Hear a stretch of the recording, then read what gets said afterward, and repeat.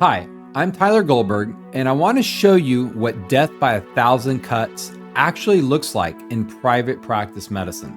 It doesn't look like a catastrophic Medicare cut or some headline-grabbing policy change. It simply looks like this. One of my partners gets this email from a certified coder. She says, "I audited your level 5 and 4 visits. Your documentation supports a 99205, a level 5 visit, but the diagnosis code doesn't support high-grade medical decision making.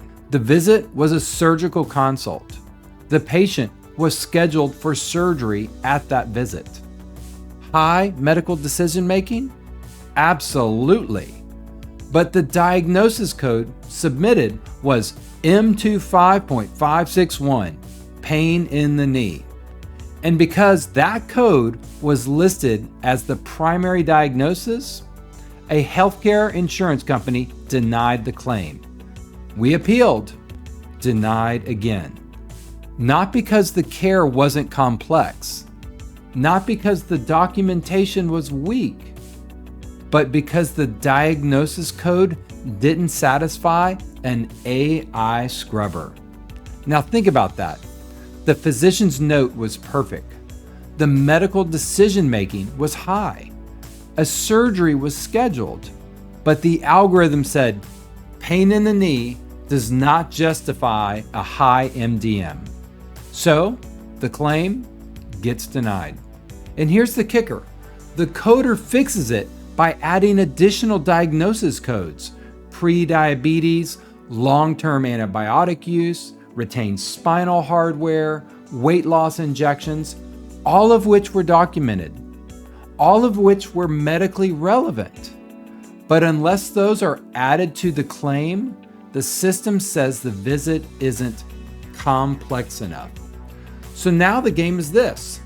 You don't just have to practice good medicine, you have to feed the algorithm properly. And no one told you the rules changed.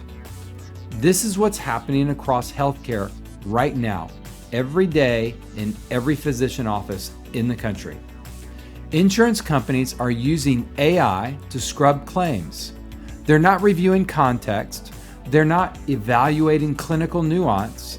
They're pattern matching codes against reimbursement thresholds. If your ICD-10 code doesn't support the CPT level according to their own internal logic model, you either get pended for notes or you just get flat out denied. And by the way, they are the Congress and the judges. They write the rules and they change the rules. They enforce the rules and they get to change them at any time. And here's the part that should really bother you. This wasn't a change in medicine. This wasn't a change in patient complexity. This was a silent administrative shift. And guess what? We as physicians have no recourse. You can make your notes absolutely perfect. They're going to change the rules. You bill appropriately. They're going to change their thresholds. You adapt. They're going to tighten the filter. That's death by 1,000 cuts. It's not one big catastrophic event that destroys a private practice.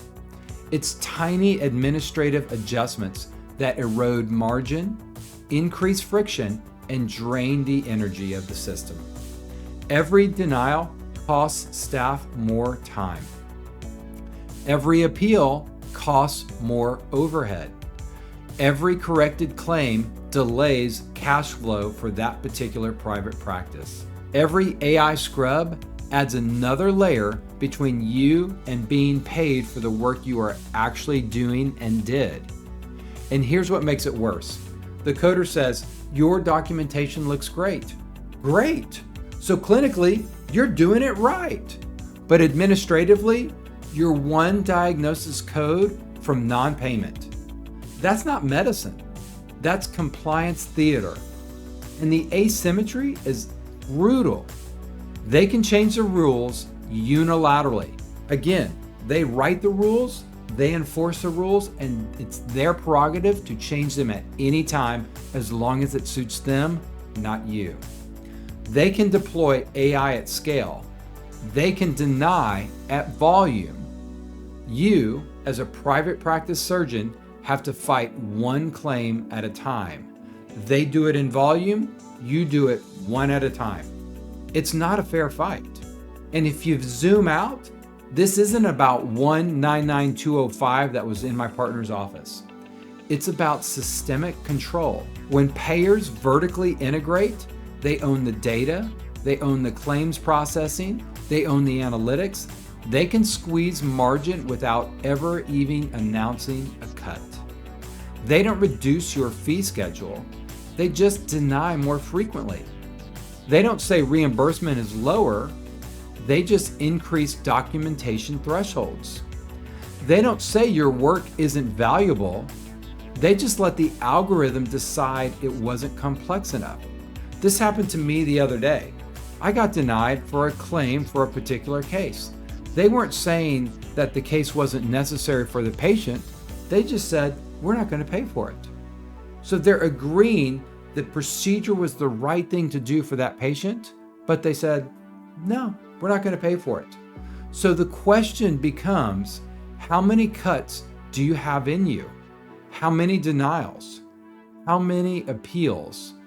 How many silent rule changes that occur in the middle of the night without your knowledge? Because most surgeons don't leave private practice because of one catastrophic event. They leave because of the cumulative friction between them and doing good work and being reimbursed for it every day. If you're going to survive in this environment, you have to understand how the game has changed. It's no longer just clinical excellence. It's operational strategy. You're in a game. And if that hits a nerve, if you felt this friction, go to orthopedic-concierge.com and take the quiz.